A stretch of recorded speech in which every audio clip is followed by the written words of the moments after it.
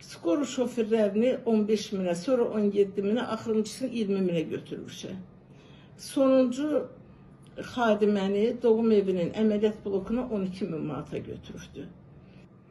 Maliyyənin yoxlamasına 4 milyon pul verib. Onun hamısını həkimlərdən yığıb.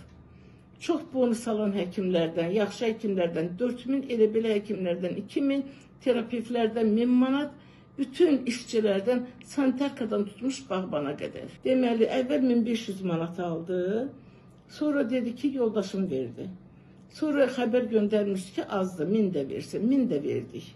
İşlədiyi 6 ayda 400 minə ev aldı, villa aldı. Təzədən ora xəş qoyuşdu, 1 milyon dindi onun qiyməti. 150 min manatlıq maşın aldı. 6 ay müddətində o boyda şeyi nəylə almaq olar? Bu xəstəxananı bu özəlləşdiribmi? Xəstəxananı bunun atası tikdirib, qoyub gedibmi buna? Axı buna bu qədər səlahiyyəti insana kim verir ki? İnsan belə hərəkətlər eləyir. Ora gəlib gedən dərman şirkətinin işçilərindən şöbəyə daxil olmaq üçün hərəsindən ayda 20 manat pul alır. 500 nəfərə qədər şirkət işçisi var. Hərəsindən ayda 20 manat alır. Bir tibb müəssisəsində bu qədər qanunsuzluq və milyonluq var dövlət iddiaları zənciri necə yaşana bilər? Bərdə rayon xəstəxanasının doğum şöbəsinin keçmiş əməkdaşı, hazırda fəaliyyətini Tərtər xəstəxanasında davam etdirən həkim Hümbətova Nərgiz şok faktlar açıqlayıb. Şikayətçi xanım xəstəxananın baş həkimi Vüsal Eyvazov tərəfindən misli görünməmiş maddi tələblərə və hüquqi özbaşınalığa məruz qaldığını iddia edir. Hümbətova Nərgiz bildirir ki, əvvəlcə Vüsal doktor tərəfindən əsassız şəkildə işdən çıxarılıb. Sertifikasiya imtahanını uğurla verdikdən sonra isə yenidən işə qayıtmaq üçün ondan 3000 manata yaxın rüşvət alındığı önə sürülür.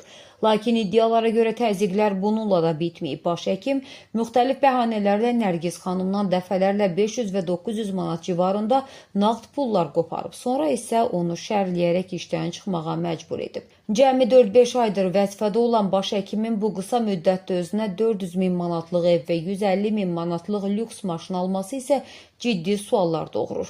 İddialar təkcə rüşvət ittihamları ilə məhdudlaşmır. Müəssisədə ciddi sənəd və vəzifə saxtakarlığının aparıldığı iddia olunur. Bildirilir ki, baş həkim Vüsal doktor xəstəxanada icra edilən cərrahi əməliyyatların rəsmi qeydiyyatını digər həkimlərin adına yazdırır, reallıqda isə əməliyyatlara şəxsən özü daxil olur. Xəstəxanada baş verən bu gizli əməliyyat mexanizmi və korrupsiya zənciri aidiyyatı dövlət qurumlarının təcili yoxlanmasını tələb edir. Qeyd edək ki, sujetdə yer alan bütün ittihamlar Hümbətova Nərgiz xanımın subyektiv iddialarıdır. Jurnalist etikası qaydalarına uyğun olaraq adı çəkilən Vüsal doktorun və Bərdə rayon mərkəzi xəstəxanası rəhbərliyinin də məsələyə münasibətini və cavab mövqeyini yayımlamağa hazırıq. Araşdırmamız davam edir. Mən Hümbətova Nərgiz Əli qızı 1979-cu il avqust ayından Bərdə rayon mərkəzi xəstəxanasının doğum evində mama ginekoloq vəzifəsində işləyirəm. Çox rəhbər vəzifədə olanlar olubdur. Hamısı bizlə yaxşı rəftar eləyir, nə tər lazımdır o cür. Vüsal həkim iş başına gələndən aldı mənim gözümlə. Yalandan məni şərrədi. Məni şəratdı ki, bağışlayın məni. Güya mən 20 həftəlik hamiləlik sonlandırmışam. Bu mümkün olası bir şey deyil. Yalandan mənim üstümə şər atdı və iclas qurdu, məni işdən çıxartdı. Əmək fəaliyyətimə xitam verdi. 65 yaşım hələ tam deyildi. Hal-hazırda 70, 72, 75 yaşında həkimlər hamısı işləyirlər. Amma mənim əmək fəaliyyətimə xitam verdi. Dedi ki, mən səni işdən çıxardıram. Nə qədər nə dedimsə də xeyri olmadı. O məndən nə vaxtı pul istəmişdisə, bir dəfə pul istədi ki, reklam yazdırıram, 500 manat pul versin, vermişəm. Bir dəfə dedi ki, 500 manat versin, xəstəxananın həyətində stayanka düzəltdirəm, ora kömək eləsin. Yenə verdim. Bir dəfə dedi ki, xəstəxanaya ikinci darvaza saldırıram. Mənə pul versin, 950 manat. Mən də 900 manat verdim. Nə düzdür, mən onu danışıram. Neysə, sonra yenə də mənlə yola getmədi. İlham məəttəl qalmışdı ki, bu niyə sağa qarşı belə eləyir? Sonra da əmək fəaliyyətimə xitam verəndən sonra mən şikayət elədim. Yoxlama gəldi, Mingəçevirdən icbari sığortanın zona üzrə rəhbəri Faiq həkim gəldi, yoxladı. Mən nə demişdimsə, qanunsuz olaraq bütün günü əməliyyatlar eləyir, hər əməliyyatdan 600-700 manat pul alır. Baş direktorun əməliyyat eləməyə ixtiyarı yoxdur. Bir belə pullar alır cəmaatdan. Nə istəyir, onu eləyir. Kimi istəyir, çıxardır. Neyse, Faiq həkim gəldi, yoxladı.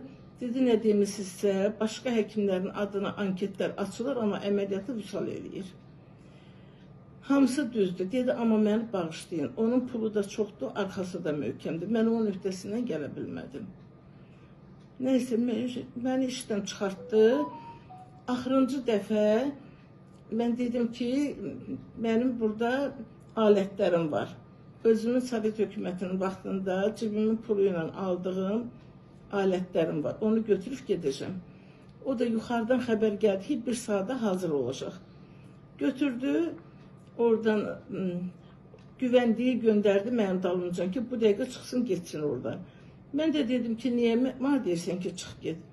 Burada bu qədər adam var. Mən bir vətəndaşam. 45 ildir bu mənim xidməti otağımdır. Burada oturmuşam. İndi bir saat mənim ixtiyarım yoxdur burada oturmağa. Durdu qapının ağzında. Dedim, mən nağarram. Mən dövlət çevrilişi eləyirəm. Mən insident eləyirəm. Mən kiməsə nəsə eləyirəm. Mən adam öldürmüşəm. Dustaq üstündə durmuşsan, gəlib qapının ağzında dik dayanmışsan. Deyirəm ki, dur get. Mən ona dedim ki, sən qələt edirsən. Sənin ixtiyarın yoxdur mənə deyəsən, dur get. Bu dedi, baş həkimin əmridir.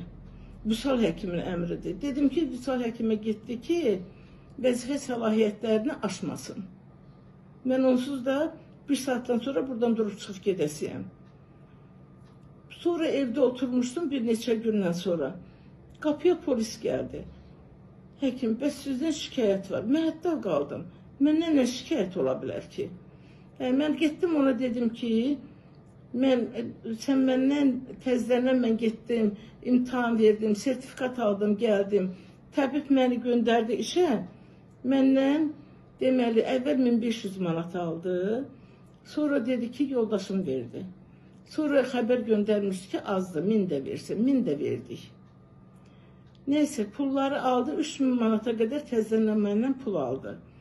Mən də dedim ki, getdim təbibə, dedim, bu məni niyə belə eləyir? Təbibdən məktub yazdırıbdı ki, bu adam işləməyi deyil, işləyə bilməz. Niyə işləyə bilmərəm? Nəyə görə? Savadım mı çatmır, qabiliyyətim mi çatmır? Orada hamıya mən kömək eləyirəm. Gecə də yürürəm, gündüz də yürürəm. Kimin nə iş olsa hamısının qolundan tuturam. Mənə nə olub ki, yaşda məndən 5-6 yaş böyüklərin əmək fəaliyyətinə xitam verilmir. Mənə xitam verilir. Getdim təbibə, dedim ki, mən yalan demirəm. Dedim ki, məndən bir belə pul alır Vüsal həkim. Niyə məni çıxardır? Neyse, qayıtdım, gəldim, dedi ki, məndən pul almışsan. Sən mənə pul vermişsən? Dedim, hə, vermişəm. Mənə nə desə yaxşıdır. Özü də türk ləhcəsi ilə danışır. Heyiflər olsun ki, mənə barmağını da uzadır mənə sarı. Heyiflər olsun ki, mən səni 3 ay işlətmişəm. Mən bilmirəm ki, bu xəstəxananı bu özəlləşdiribmi? Xəstəxananı bunun atası tikdirib, qoyub gedibmi buna? Axı, buna bu qədər səlahiyyəti insana kim verir ki? İnsan belə hərəkətləri eləyir. Mən istədim onun cavabını qaytaram, yoldaşım yanımdaydı, qoymadı. Deyəm ki, ayıb sənin anana olsun ki, sənin kimi iblisi bu dünyaya gətirib efirə boşlayıb. Bu cəmaatın başına sən bu qədər oyun gətirirsən. Heç kəs bunun öhdəsindən gələ bilmir. Bu adam, nə bilim, mən indi qalmışam tər-tərdə. Allah Sərxan həkimin ömrünü uzun eləsin. Allah onun balalarını saxlasın. Evdə oturduğum yerdə zəng elədi mənə. Həkim, dokumentlərini hazırla, sabah gəl otur Tərtərin xəstəxanasında işlə. Sərxan həkimi Tərtərin Mərkəzi Xəstəxanasının rəhbəridir. Məndən heç bir şey istəməyib, məndən heç bir şey umacağı olmayıb. Dedi ki, xala, mən razı olaram mı ki, belə bir vaxtda Sənin qabiliyyətinə də bələdəm, sənin hər bir şeyinə bələdəm. Sənin kimi adam evdə oturar. Bu çətin vaxtda, bu çətinlik vaxtda sabahları dokumentlərini hazırla, gəl, Tərtər doğum evində istəyəsən. Hələ mən 3 ilə yaxındır, Sərxan həkimə bir konfet də uzatmamışam ki, ala buna bir stəkan çay iç. O adamın umacağı yoxdur. Allah ömrünü uzun eləsin. Yəni, dünyada belə kişi adamlar da var. Amma Vüsal həkim mənim bütün həyatımı puç eləyib.